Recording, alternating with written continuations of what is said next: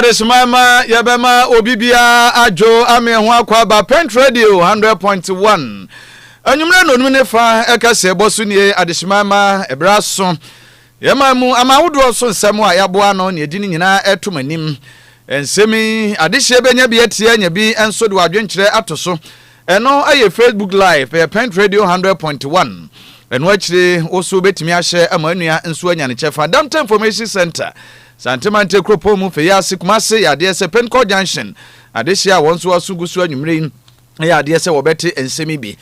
ka mo sage mako bia daroma enso na ebu echi dom na anwumre nsam de edi mu akotene bi enso eni Apostle Eric Kwabena Nyameche papa na yeti training Edmund the Church of Pentecost asafono papa de afutuo kase akwa mo Ghana say ye ka banu ni adwumadie ahodo no leadership wa ade ehia kase wo mu pa se edi nyamesuro eni mudie eno ebetato eno ne boa amoman empuntuo enso egina ne naso na Ghana mampanyi His Excellency John Dramani Mahama ena wopanyini wodi atodwa se enchekura aban yi de hyehyeye pa egu akwamu akokopie mu ewo sesala dia ene na maize processing factory ye baba bebie fofrokura ewo honom mampanyi abedi agire Professor Nana Jane Opoku Ajiman enso se aban no aye krado sana fam die bia obeboa eba asore wontetie mu ene anidie ni buo de chechire maya ene ono so aban no onte na ho kura na soafo a wo hwa kwantempon ho nsem so onimonyamfo Kwame Gavins agboja wo no e na wo kasa yi wo say wo de to contractor fo ahodo a ene have ho kwantempon no ye de ahye wo mo nsa no wo say wo ma wo mo bosumi mienu entempa construction adwuma na wo mo ye no wo mo page mu enkwa wo hanchiche mu aduonu anye sade a wo mo contract no ye betwam ye besa so atibio kasa boy mu agokanse mu ene Sabre dia quarter final stage no aduru so na Morocco ene France enso ene de kobo ani emu nsem no sei ene besi akọ na yebekwa nkrofo ama so na no da Israel Iran na afi America wo mo de bani no nam so ma ukokopie mu ewo Iran na eye wo mo supreme leader Ayatollah papa wonya ne ba bi ekoye no afi na Iran ne oman no mpanyifo wo makwakope no korabre we ani afro bi edika na editie adeshimama ne de edam ye nonum ne fa enso ekase abomum yemfa se da PSC ni bi emfa ma Henry Spices no in on dairy powdered milk na Spices no se flavors no kan na ye nwotwe se de mienu aba beka ho amena kwakoye edu kan wuyi chicken beef shrimp jollof rice stew goat noodles ana indomie fried rice no a ene wa Henry wodi ginger ne garlic enso aba beka ho ne spices no enti se we pa watwidi agu ho ana wa ye bomu na di som amena ye de aye akono ayihwa ama nkrankro bibia di bia kwa ba sanso abobio aboyanum to se aye didi anyamu ahoden ampa ade edegunuam esanso gunsuo mu dia ni nyina wa hene wi adawroma enene amena bansa eninti ewose ye no ma ye copper spices ahodo bia yunuanu ya yire no ye maamenom no ewose pro hene spices wose edeyi no dairy powdered milk no enso enkwada emomu ene uyi wo maduane bia firi wade nsuo mu ne de ewose no dairy powdered milk no ene komum panyini di akoda di enti eye kama ye pa wanya kenkebie ene na no de ya hono no ana se bia o maski no akire no wo gare bi utina wutwa o Tom Brown wheat ene nkoda ne nuane ne nyina panyimfo de no wo so hene no dairy powdered milk ene wo se wudi gum na pom ne ne ahone ne ewom nti no eboa nipadua no 020 7805398 and 0244525908 adwumakoi ena ebo achi dom anuanu mienu Kaakyire Badu ya miniminu Kwabena Owusu aduomi ena eje adwa ede nsem ya da mo nsem achiame ya da hotaw ya ba yede nsem na nkasa nkyire mu ebetumanim Pent Radio kase boy adwumaku a afa ho ka eye Henry Spices eni Henry non dairy powdered milk afe yanyemre ne anye ensem na nkasa enso enkyire mu the Church of Pentecost asafono wontitra ni Apostle Dr. Eric Kwabena Nyameche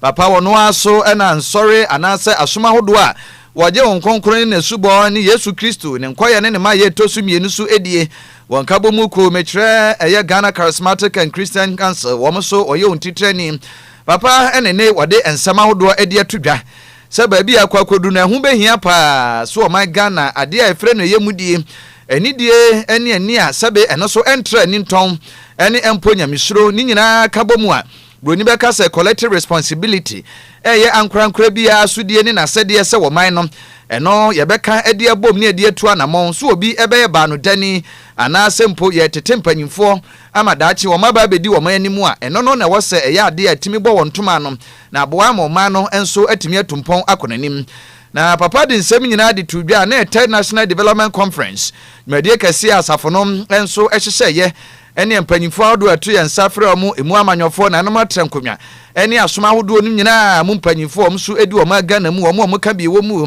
ɛne ne dan ɛyɛ kuta nsa no bosom de ɛtɔ so nkron na ɛyɛ wei a gomu apɛtɛ ɛyɛ Pentecost Convention Center ɛno so dwumadie kɛseɛ no so ɛkɔ so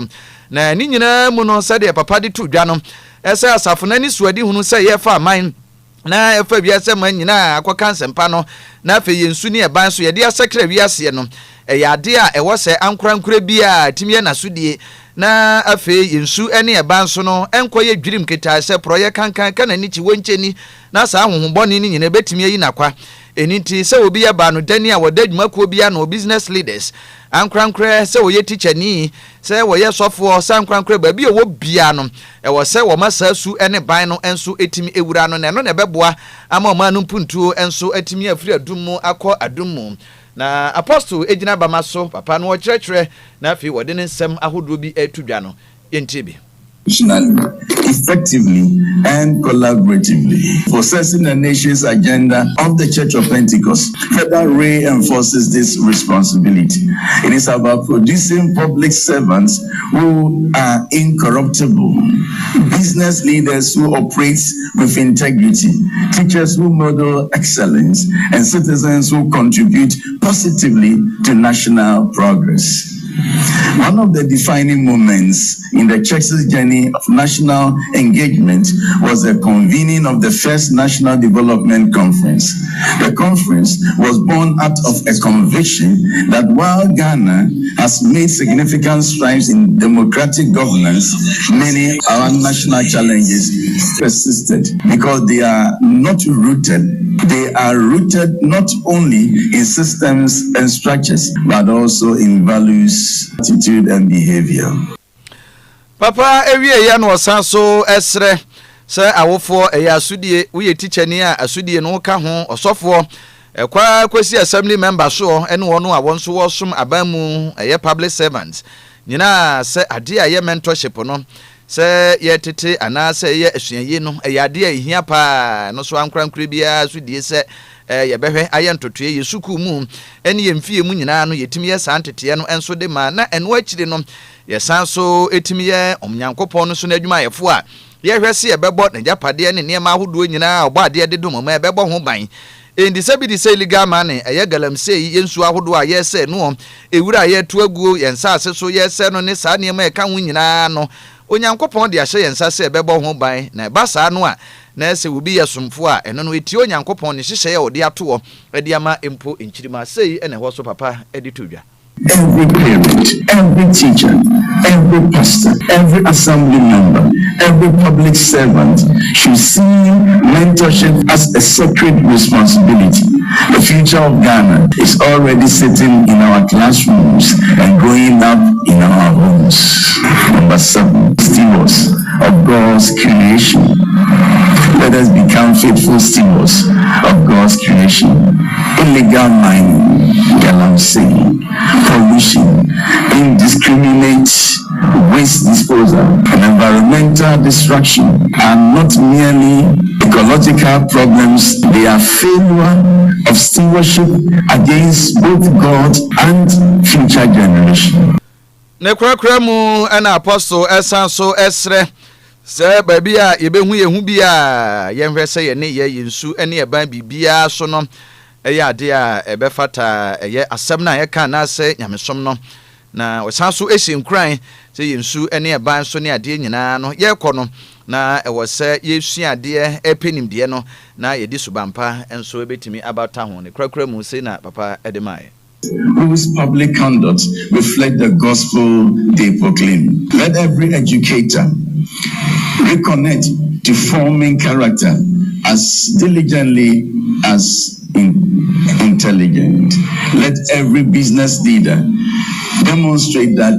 ethical enterprise can create both prosperity and justice. Let every citizen recognize that nation building is not the responsibility of government alone, but the shared vocation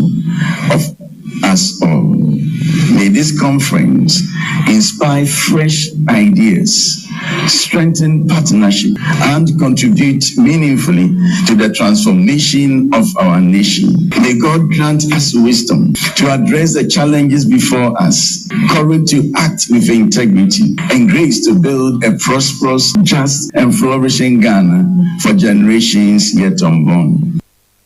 Ene you could say Apostle Eric Kwabena Nyameche Papa ene iti training at the Church of Pentecost Asafono. Na wama this year yentwa ensem ne so na Ghana Mampanyin His Excellency John Dramani Mahama ena wode atudwa se kokopie mu ewo sesala ene ne mpatemu a na aban yi eden hyehyeye pa egu akwam ahyase etoto niema enchekra ene maize processing factory wo mo baba bebie ewo sesala ene ne mpatemu na we nyina no eye hyehyeye a aban ye ni suade hunu eye feed Ghana program no eba beboa na so asene sene ye beye akuaye ho nsem no enkanka ene ebrodua wo mayimu ono ene ebroduane die ho nsem no ebetimi agina ye ewo mamu na Ghana Mampanyin His Excellency John Dramani Mahama wo mra wo kasa no ena no wadi tudwa say sa maize processing factory ya enchekura ye ba bebie wo sesala ene ne mpatemu yi enya sesala nko a ene ye ba bebie sa maize processing factory bi ho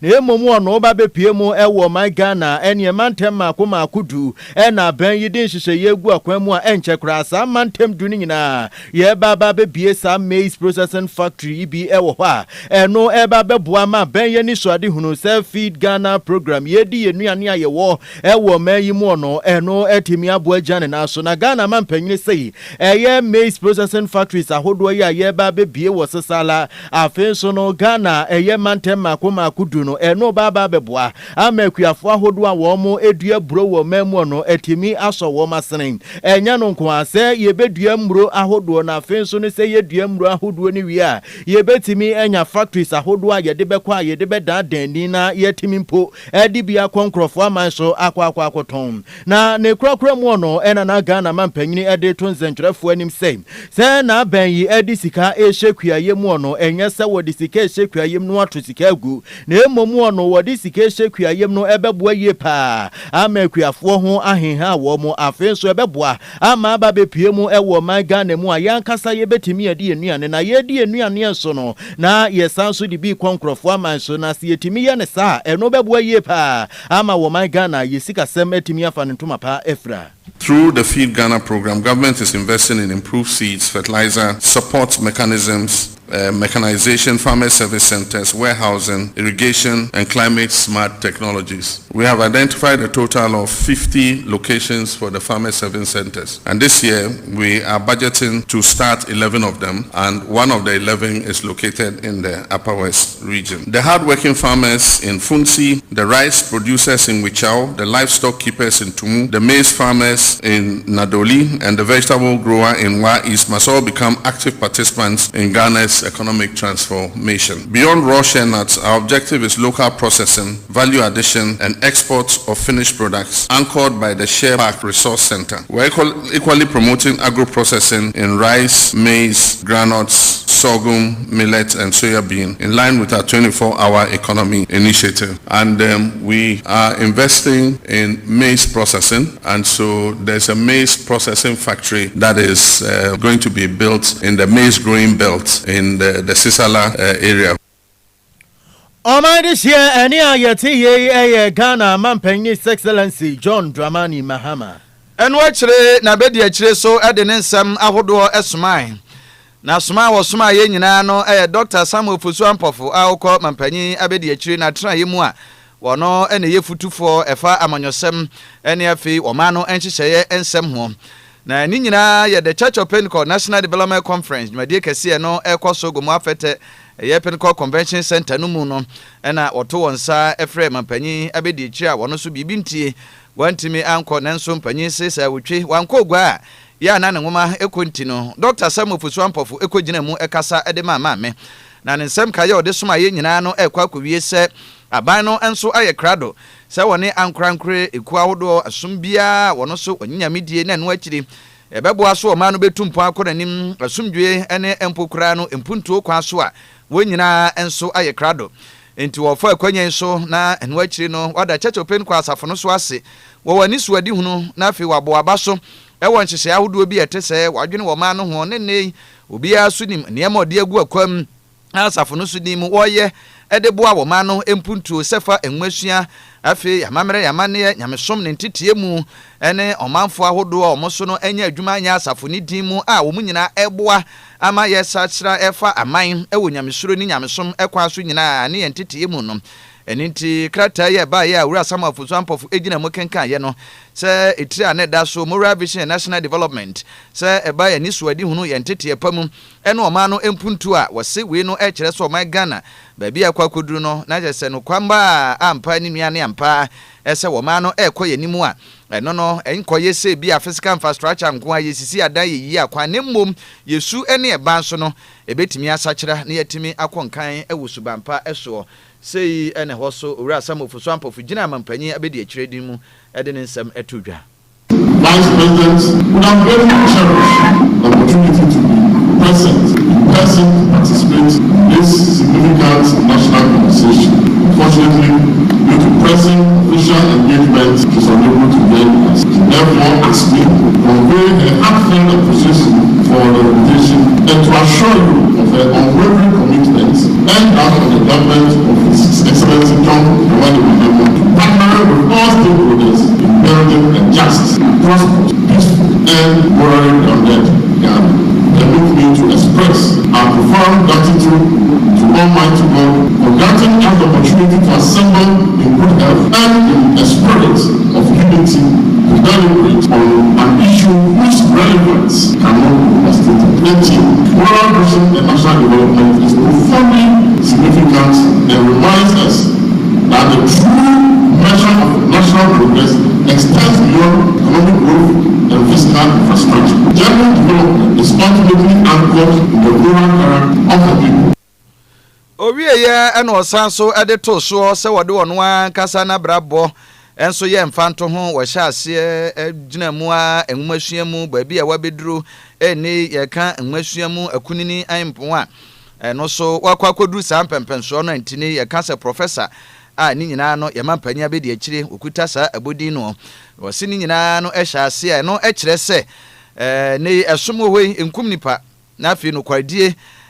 ahobrase enkabomu ne nkontabuo mapa eno ene ade baako a hwe na brabo so no de ahya foforo so enkuran nto ma Ghana ajapade kase pa se benya se ajapade natural resource ebebo ho ban nyina no se betimi agina brane na mpo yetimi akọ enim ewo ho a mpuntu mu a ni nyina ahohyeso ani suadi hunu ene mpo mu nipa so no yesu ene eban ene bema ni timi agina ho so sei na urasamofo so ampofo editodwa. Throughout her distinguished career as an academic, educationist, public servant, and advice, Professor Kwabena has consistently emphasized that leadership is fundamentally about service,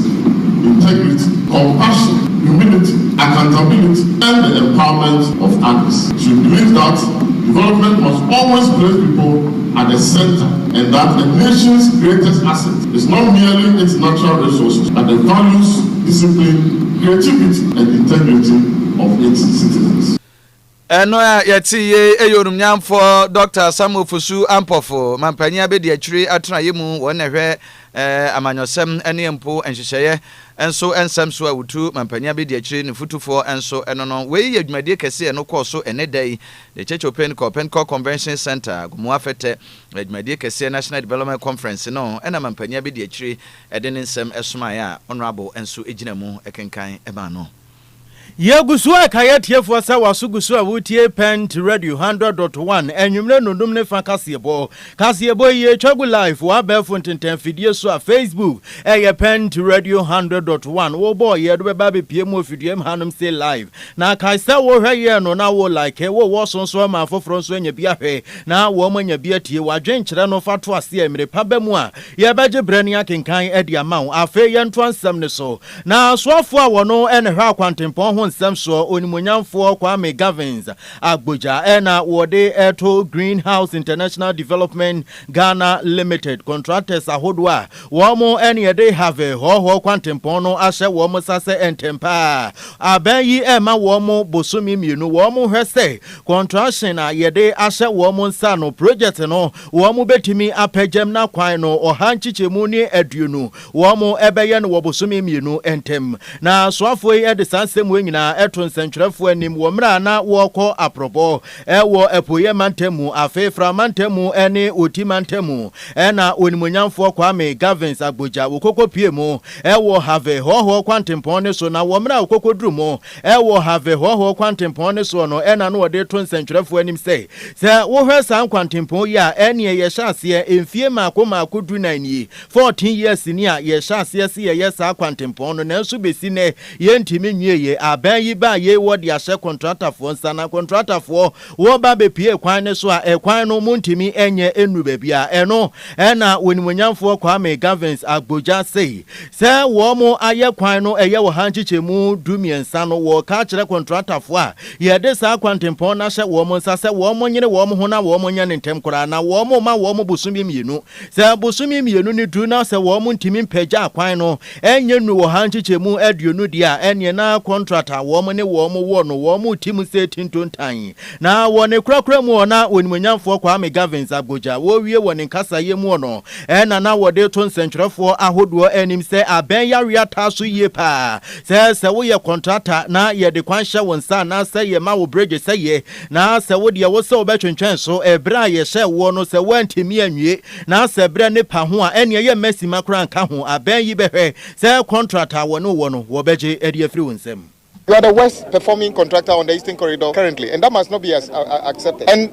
sometimes the public doesn't know that. Before we speak to contractors publicly like this, we would have spoken to them 5-6 times indoors. We would have invited them and spoken to them and encouraged them at least 3-4 times indoors when nobody is there. It is when we are fed up with the indoor advice that we bring the issues out here. So we don't even just go out and chastise contractors for nothing. When they work, we encourage them. This is a very strategic town in Volta region and on the Eastern Corridor. We cannot leave this town perpetually in this condition. So please, 2 months, your boss, the person who gave you the job directly is Highways. They are the ones looking after it. They are saying they are giving you 1 month. I will not even argue with him. If after 1 month he advises me that you cannot do the work, we will take you off and give it to somebody else.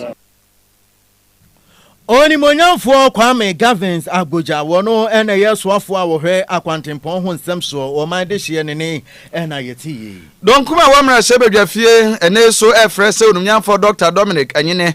awono eyo my Ghana timuafo panyini sanso aban lawyer panyini no attorney general yema yemhwa na se akonwa mpanyimfo empam no na ni nyina ne se Ghana mamra no da ho se ebedi sika bie anase ebeyi no panyini nsa akopa ninti amra no ono ankasa hwe ho a wono eche nkrofo anampo so obebo ho ban ene ye wato de a ene ye sedi nsuo ye no saa na wose awia ye nti aba ne ye de bo tachi no ene ba wose wono so yetimi de bo no na de donkuma ka nyina ne se na no ede na amanfo be ka excellence John Dramani mama Ghana mampanyini ehye se watwa Ghana sikamuni opepe no be se ahasa adunum 350 million Ghana cedis enuanom a trenchemeto o my Ghana nsusuan eyirifa ho wajapade ahodo wono wahwere won kwa nyina no yencheche ne kakrakra na afi yemfamwa relief items ahodo sempa no yede betuto bi na afi yede aboabo asankrankra ono opiriprai ne de ka ho nyina no yatimi ade ama wo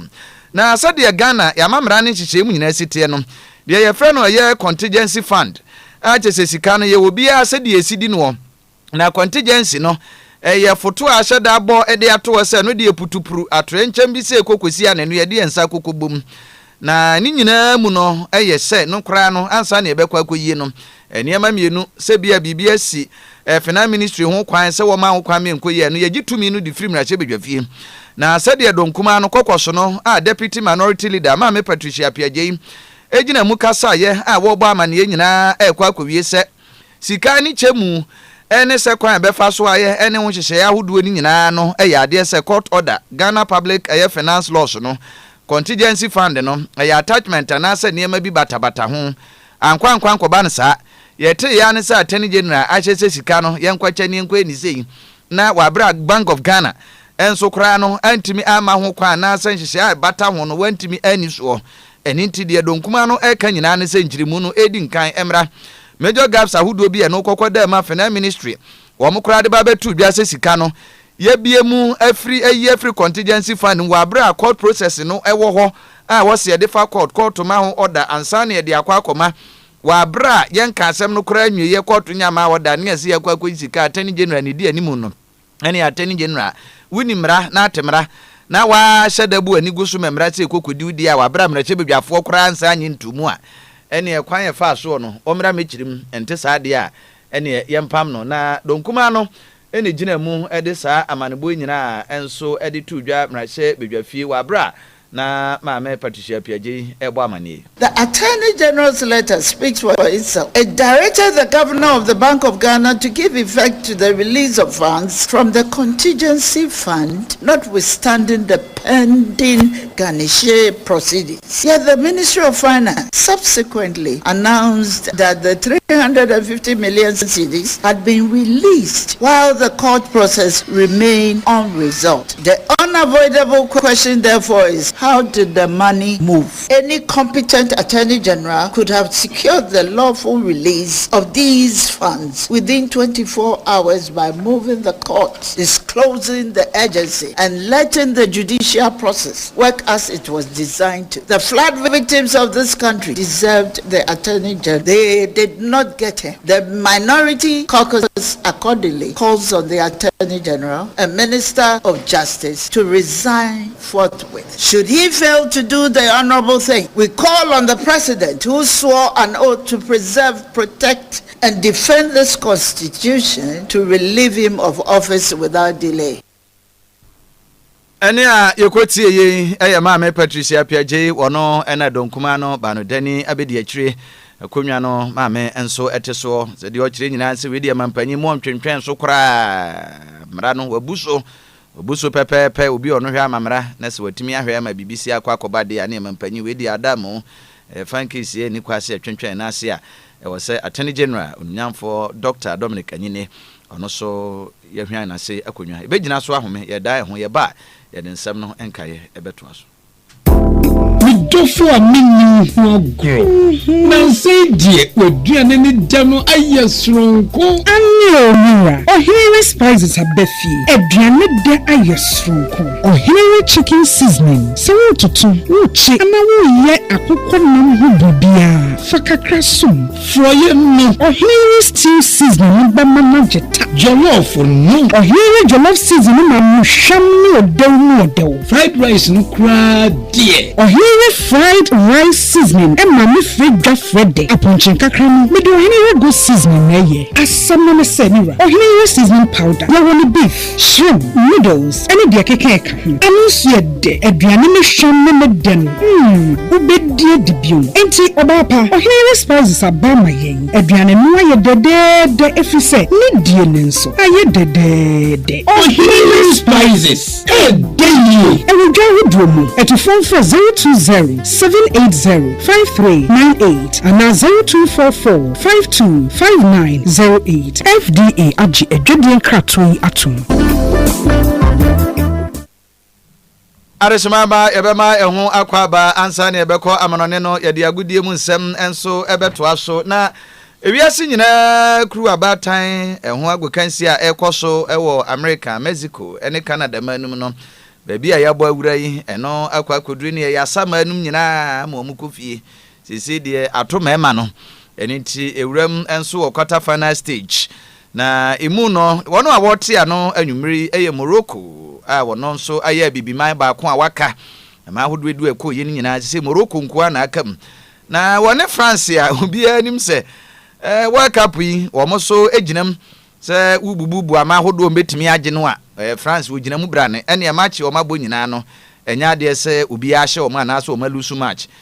Morocco so man ba ko a wono so tournament won so lusu bi a chese nani eden pa na ekwakọ wie mu a amanfo be kai a France mfie na match a no ekọ so 2022 World Cup no Morocco ne France na de kọbọ ani eno so ewo ye quarter finals nkra de semis wo ena France kure yi wo mu firi mu enti dodo nim se we de okọ de we be ka se we de revenge ono mo de kwa akọbọ ani dendenden pa na ade ba ko asanso ewom ni se wo hwe Morocco fu egina mu a na yenim se France ni Europe man tinka wo nyina nkokọ na wo ba Morocco so a yenim se nuanom Arabs ana se Northern Africa fo no wo mo so enyina no akwakoye nkokọ tinka we de nanso se France fu egina ha na Morocco fu egina ha France team ni nyina ntuntum nko a na Morocco fu so gina team se wo mo so nkokọ nko a enti we no eba we de nani de a eni edi nchia eni nti dodo na susu se we de ye chese agokansi a ye kwakosi a